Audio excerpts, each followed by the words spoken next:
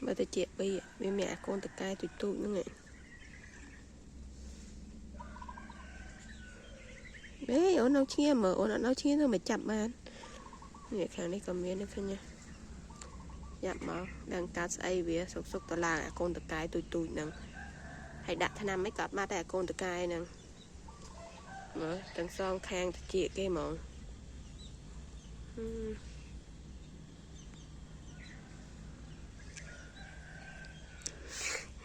con bơ nữa chứ con bơ ở đây tao nè con bơ nè tập ba cho ai đây này ba bô là cái thinh thinh